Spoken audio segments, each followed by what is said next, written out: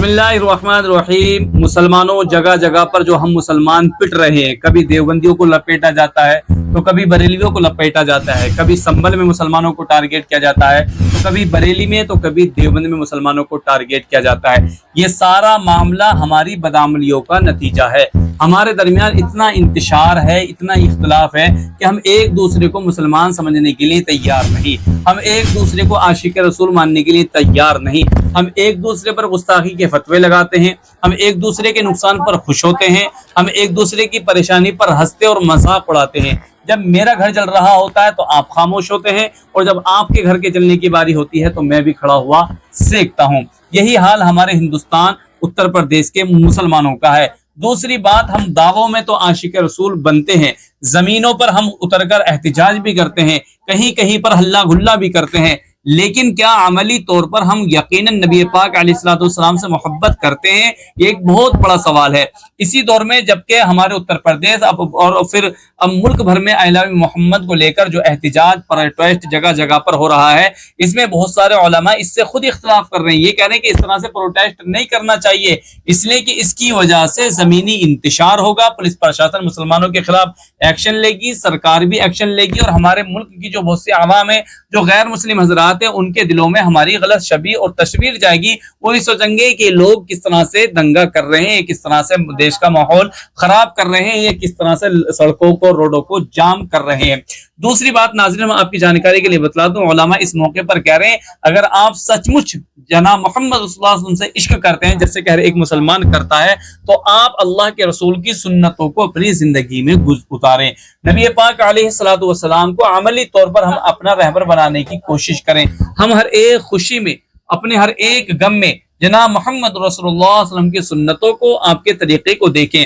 آپ کے صحابہ اکرام کی زندگی کو دیکھیں، اور ان کے ہم نقل کرنے کی کوشش کریں، ان کے نقش قدم پر چلنے کی کوشش کریں۔ اس لیے کہ دنیا میں جب کسی چیز کا یوں سمجھ لیجئے اختلاف ہوتا ہے، یا کسی چیز پر ہنگامہ ہوتا ہے، تو اس پر جواب دینے کا اور احتجاج کرنے کا سب سے شاندار اور بہترین طریقہ یہ ہے کہ ہمیں خاموشی کے ساتھ اپنی عملی زندگی میں سدھار اور بدلاؤ لانے کی کوشش کرنی چاہیے۔ جیسے کہ ایک موقع پر ہمارے مقدس اور پاکیزہ کتاب قرآن کریم کو چلایا گیا، اس کے خلاف یقیناً ہمیں قانونی کارروائی کرنی چاہیے، اور ایسے لوگوں کو سخت سزا دلوانی بھی چاہیے، لیکن اس کے ساتھ ساتھ ہمیں اپنے بچوں کو حافظ قرآن بنانا چاہیے۔ عملی اعتبار سے قرآن کریم کے مطابق ہمیں اپنی زندگی گزارنی چاہیے۔ ایسے ہی اگر کوئی نبی پاک علیہ السلام کی شان میں گستاخی کرتا ہے تو قانونی چارہ جوئی کرنی چاہیے، اس کو قانونی اعتبار سے سزا دلوانی چاہیے، اس لیے کہ ہماری وجہ سے ماحول نہ خراب ہونا چاہیے، لیکن ساتھ ہی ساتھ میں ہمیں اپنے پیارے نبی صلی اللہ علیہ وسلم کی سنتوں کو عملی طور پر اپنی زندگی میں اتارنے کی کوشش کرنی چاہیے،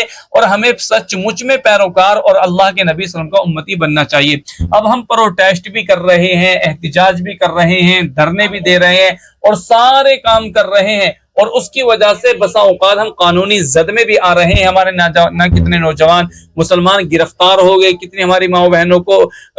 یوں سمجھے اریسٹ کر لیا گیا ہے، کتنے مسلمانوں کے خلاف یوں سمجھے ایف آئی آر درج ہو گئی ہیں، یہ سارے کام ہو گئے ہیں، لیکن اب بھی اس کے باوجود مساجدیں خالی پڑی ہوئی ہیں، مسلمان نماز پڑھنے کے لیے تیار نہیں ہے۔ یعنی نبی پاک علیہ الصلوۃ والسلام کی جو ٹھنڈک آنکھ ہوگی، وہ اللہ کے نبی صلی اللہ علیہ وسلم نے فرمایا نماز میں قرۃ عینی فی الصلاۃ۔ اگر ہم نبی پاک علیہ الصلوۃ والسلام کے عاشق ہیں، آپ کے چاہنے والے ہیں، تو ہمیں نماز پڑھنی چاہیے، ہمیں اپنے چہروں پر داڑھی سجانی چاہیے، ہمیں اپنا لباس درست کرنا چاہیے، ہمیں اپنی وضاقت اور اپنا حلیہ درست کرنا چاہیے، ہمیں اپنی زندگی کو امانت داری، سچائی اور تعلیم کے راستے پر گزارنا چاہیے، نہ کہ اونٹ پٹانگ حرکتوں میں۔ لہذا قانونی چارہ جوئی بھی کرنی چاہیے، اپنی جو قوم کے ہمارے پڑھے لکھے رہبر ہیں، رہنما ہیں، ان کے مشورے سے کام کریں، علماء کے مشورے سے کام کریں، اور جب یہ کام ہم کریں گے ان کے مشورے سے، تو انشاءاللہ ہمیں دنیا میں بھی سرخروی ملے گی۔ دیکھو کبھی کبھار ایسا ہوتا ہے کہ انصاف ہمیں فوری طور پر نہیں ملتا، لیکن قانون کو بھی اپنے ہاتھ میں نہیں لینا چاہیے، اس لیے کہ قانون کو اپنے ہاتھ میں لینے کی وجہ سے، گرم جوشی کی وجہ سے، کسی کے ورگلانے کی وجہ سے، کسی کے پٹی پاٹ پڑھانے کی وجہ سے اگر ہم ایسا کریں گے تو یقین جانیے اس کی وجہ سے ہمیں بھی تکلیف کا سامنا کرنا پڑے گا، ہماری برادری کو بھی تکلیف کا سامنا کرنا پڑے گا، ہمارے گھر والوں کو بھی تکلیف کا سامنا کرنا پڑے گا، اور اس سے کوئی آپ کا حل نہیں نکلے گا۔ گالم گفتار سے، یا اسی طریقے سے ہنگامہ کرنے سے، یا سڑکیں بلاک کرنے سے، یا پتھر بازی کرنے سے، ان سے کچھ بھی نہیں ہوگا۔ حل جو اس کا ہے وہ یہی ہے، اپنی قوم کے جو رہنما اور لیڈر ہیں ان کے ہم پاس جائیے، ان سے ہم صحیح طریقے سے بات کریں اور اس کے بعد میں ہم اپنا احتجاج درج کرائیں۔ بہرحال میری ویڈیو سے اور میری جانکاری سے آپ اختلاف بھی کر سکتے ہیں، لیکن کمنٹ سیکشن میں اپنی رائے کا ضرور فرمائیں، ویڈیو کو شیئر